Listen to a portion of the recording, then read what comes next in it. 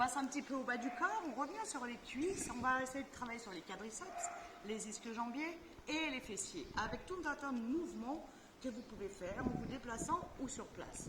Et on commence sur place. On va imaginer qu'on veut écraser quelque chose au fond de la piscine, on va monter un genou et pousser légèrement en diagonale pour jamais toucher le fond de l'eau et pousser très fort.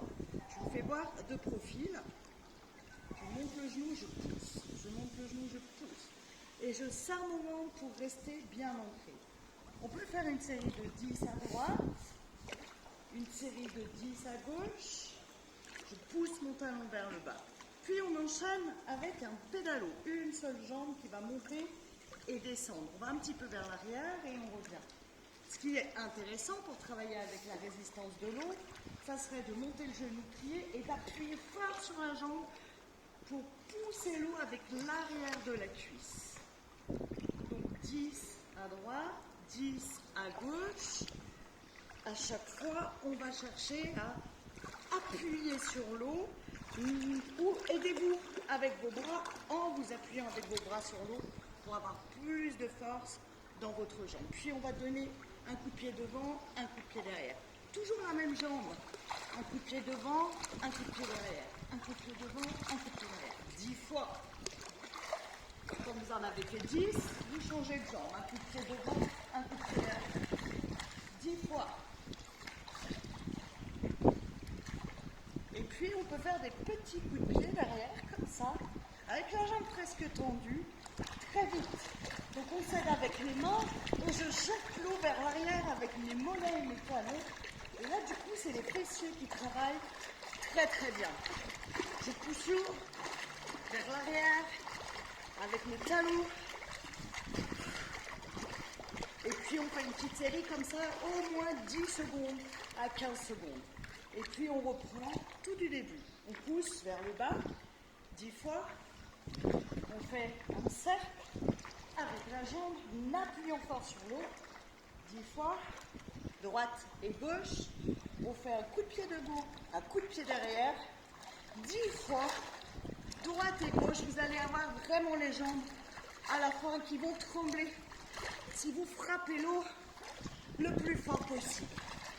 Quand vous avez fini 10 fois droite et gauche, on alterne derrière, comme ça, pendant au moins 10 secondes. Je pousse l'eau derrière avec ma jambe. Puis on revient sur les extérieurs des jambes, des cuisses. On va monter la jambe droite sur le côté et redescendre 10 fois. On enchaîne en croisant devant 10 fois. Donc là, c'est comme si j'étais avec un ballon devant mon pied et je veux donner un coup de pied dans un ballon en croisant devant très fort. Je mets le profil. Avec mes mains, je vais à l'opposé de ma jambe. Si vous ne vous aidez pas avec vos mains, ça va être difficile d'avoir de la force dans les jambes. Donc mes mains, elles sont là vraiment pour aider au travail. Et du coup, vous travaillerez vos abdos, puisque c'est eux qui font le lien entre votre buste et vos jambes. Donc 10 fois on monte, on descend, 10 fois on monte et on croise. Et du coup, on passe au cercle. 10 cercles avec la jambe droite. Je m'aide avec mes bras pour me stabiliser. Puis vous faites 10 cercles avec la jambe gauche sur le côté. Est-ce que c'est bon pour tout le monde? Quand vous avez fini vos 10 cercles, on va monter les deux jambes en même temps. J'ouvre fort, je ferme fort. Donc c'est pas vraiment un saut en haut. On reste les épaules dans l'eau, mais on va ouvrir et fermer les jambes et refermer les jambes le plus vite possible. La sensation, c'est de couper avec nos jambes. 10.